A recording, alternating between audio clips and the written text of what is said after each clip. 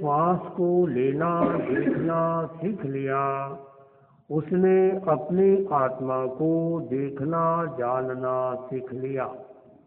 अपनी आत्मा को देखने और जानने के लिए आते जाते श्वास को केवल देखें, राग नहीं, द्वेष नहीं, समता भाव, साक्षी भाव से श्वास को देखते जाएं, अनुभव करते जाएं।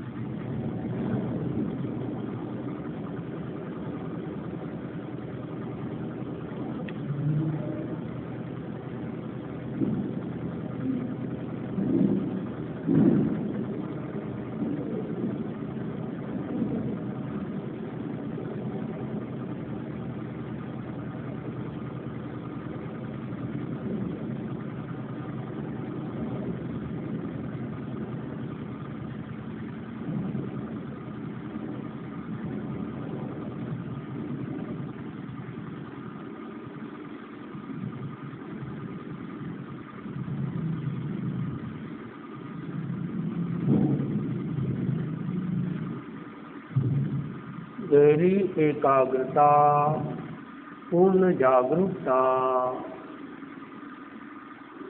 आते जाते श्वास को देखें, केवल देखें।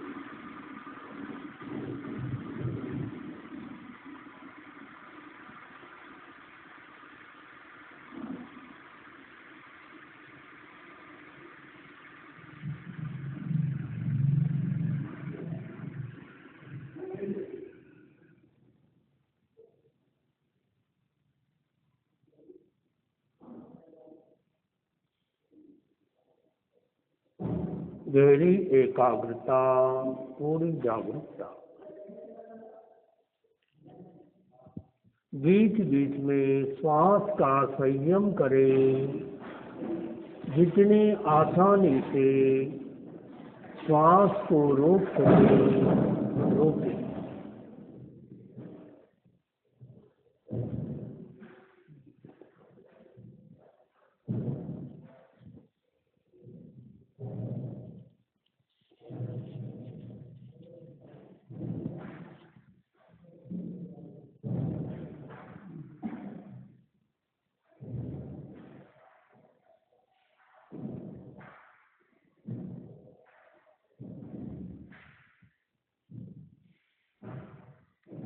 दो तीन गहरे लंबे श्वास के साथ धीरे धीरे ध्यान से वापस लौट आएं।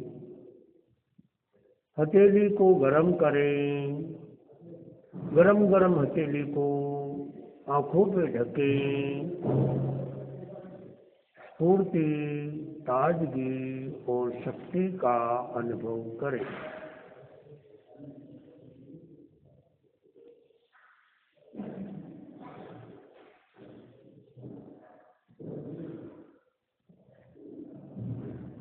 ओम शांति शांति। एक भजन के साथ आज का प्रवचन प्रारंभ करें।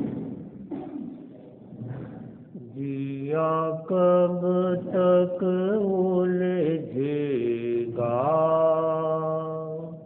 संसार विकल्पों में, जिया कब तक उलझेगा संसार विकल्पों में। कितने भव बीत चुके संकल्प विकल्पों में, जिया कब तक उलझेगा संसार विकल्पों में। उड़ उड़ कर यह चेतन गति गति में जाता है। उड़ उड़ कर यह चेतन गति गति में जाता है। रागों में लिप्त सदा पर भव दुख पाता है। निज को न सुहाता है पर ही मन भाता है। यह जीवन बीत रहा झूठे संकल्पों में। यह जीवन बीत रहा झूठे संकल्पों में। जिया कब तक उलझेगा संसार विकल्पों में। निज आत्म स्वरूप लखो तत्वों का करण नहीं। निज आत्म स्वरूप लखो तत्वों का करण नहीं। मिथ्यात्व छूट जाए समकित प्रकृति निज में। मिथ्यात्व छूट जाए समकित प्रकृति निज में। निर्वाण मिले निश्चय हो निश्चय रत्नत्रय। सुख ज्ञान अनंत मिले चैतन्य की गल्फों में। सुख ज्ञान अनंत मिले चिन्मय की गल्फों में। जिया कब तक उलझेगा संसार विकल्पों में। कितने भव बीत चुके संकल्प विकल्पों में। जिया कब तक उलझेगा संसार विकल्पों। यदि अवसर चूका तो यदि अवसर चूका तो भव भव दुख पाएगा। यदि अवसर चूका तो भव भव दुख पाएगा।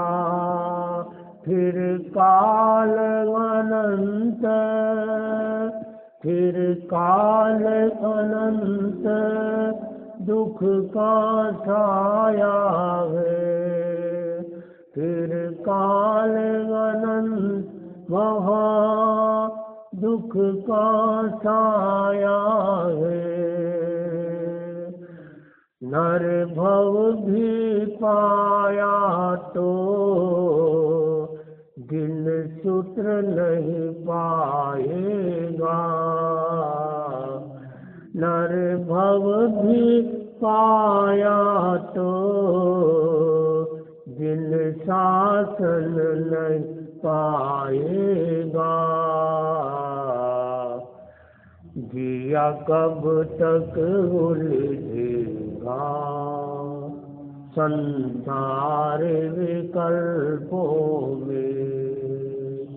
कितने भव जीत चुके संकल्प विकल्पों में जिया कब तक उलझेगा, संसार विकल्पों में, संसार विकल्पों में, संसार विकल्पों में।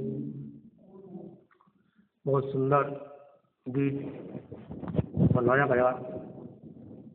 और गीतकार कहते हैं कि खुद को भी कहते हैं, औरों को भी कह रहे हैं कि जिया कब तक उलझेगा संसार विकल्पों में।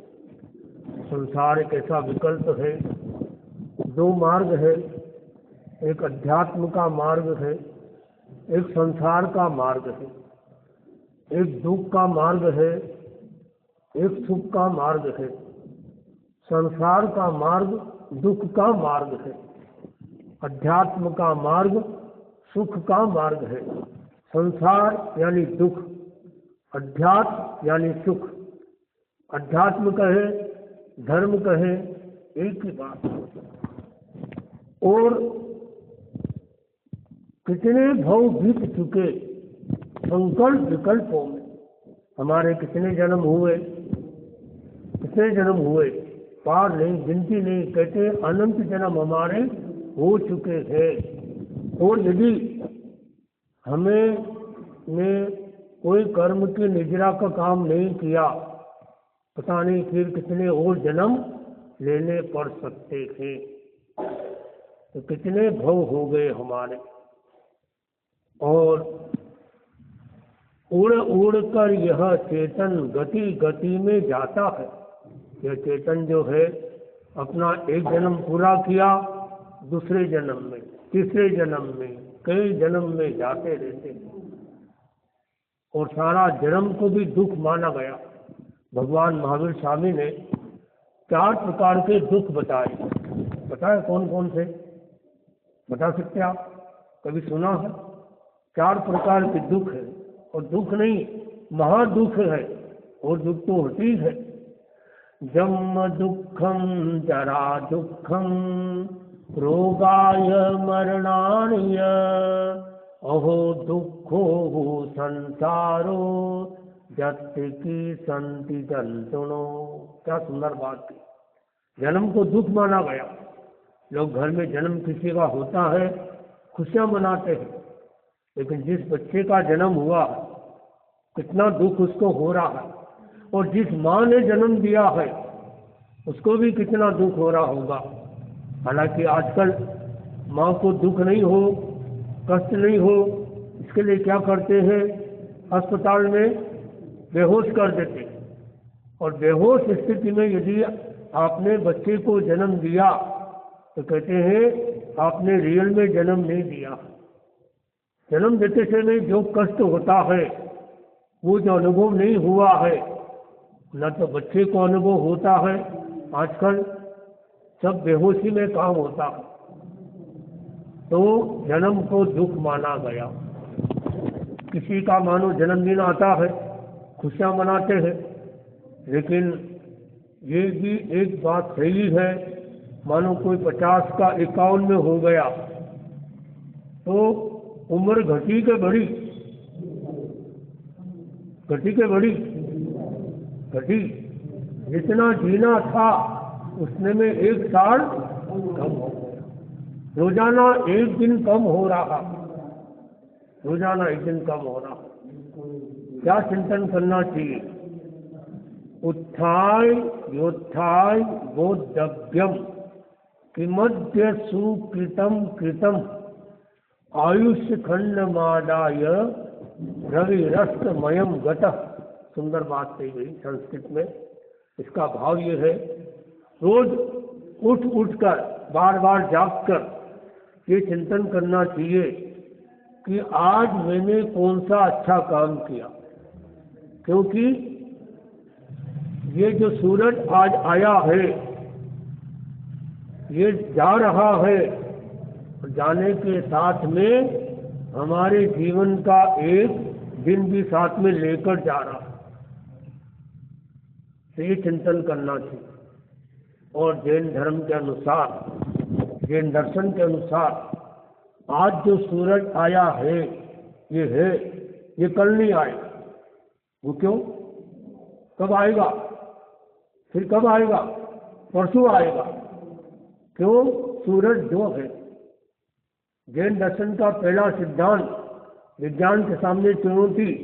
आज भी कल कभी भी विज्ञान मानेगा। विज्ञान क्या मानता है कि ये पृथ्वी गोल है और सूरज का चक्कर लगाती है। जैन दर्शन के अनुसार ये दोनों बातें गलत, क्योंकि जैन दर्शन की बात किसने कही? केवल ज्ञानियों ने। केवल ज्ञानियों की बात जरा भी गलत नहीं होती, इतनी गहरी बात होती है उनकी, क्योंकि केवल ज्ञान हो। तो जैन दर्शन के अनुसार ये पृथ्वी गोल नहीं चपटी है, चपटी है। और नंबर 2, यह पृथ्वी सूरज का चक्कर नहीं लगाती, सूरज पृथ्वी का चक्कर लगाती है। देखो आप, आज जो सूरज है ये जा रहा है, जाएगा। कहाँ जाएगा? ये जाएगा मेरू पर्वत पर। कितने टाइम लगेगा जाने में? 24 घंटे, और आने में 24 घंटे। जैसे दो तरह की ट्रेन होती है, अप डाउन, एक जाने की एक आने की। और कई जगह तो पधारो, मनुष्य प्रधान है, खड़े होकर वंदन करें।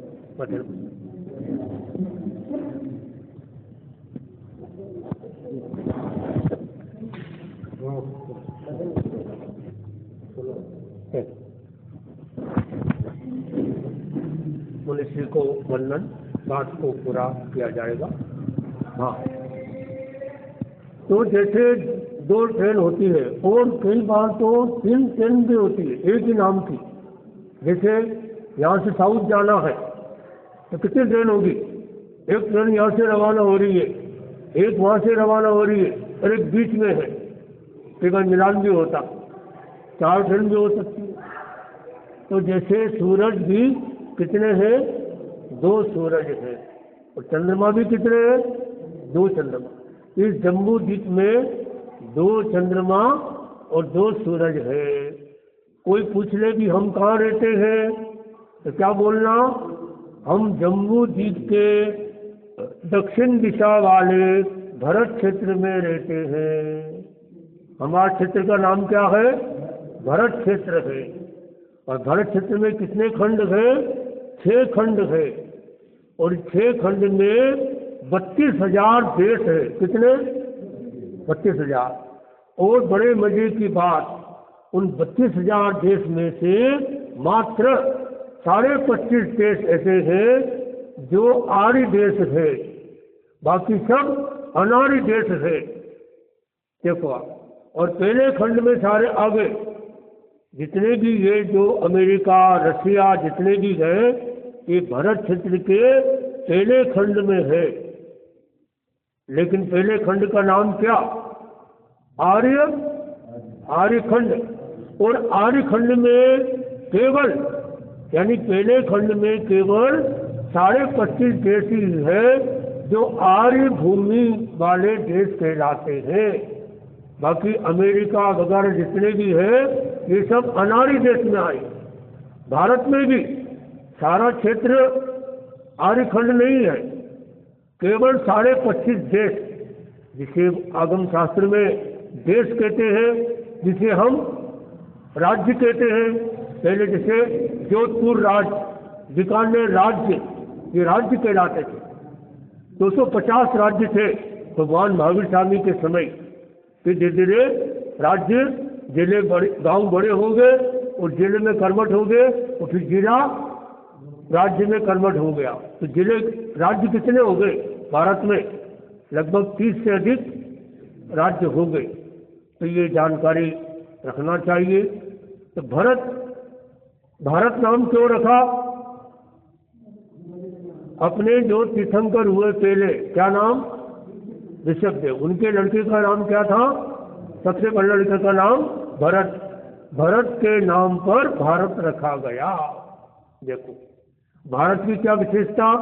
आचार्य श्री महासमन जी फरमाते हैं, भारत की 3 विशेषता।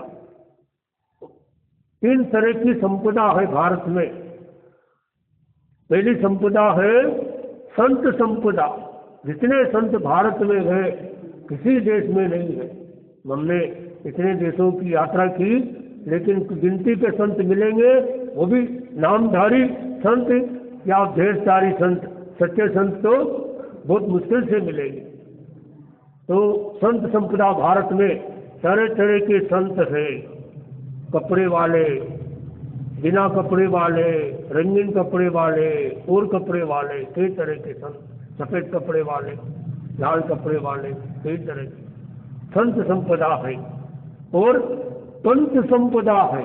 कितने तरह के पंथ हैं। जैन दर्शन में देख लो आप, जैन धर्म में मुख्य कितने पंथ? 2 पंथ, दिगंबर और श्वेतांबर। श्वेतांबर में भी मुख्य कितने? 3 संप्रदाय। कौन कौन से? मंदिर मार्गी, जिसे देरासर भी कहते हैं, मंदिर मार्गी, और जिसे मूर्ति पूजक कहते हैं, और स्थानकवासी और तेरापंथ। 3 संप्रदाय ये किसमें हुए? ये श्वेतांबर में। और 3 संप्रदाय दिगंबर में कौन कौन से हुए बता सकते हैं आप?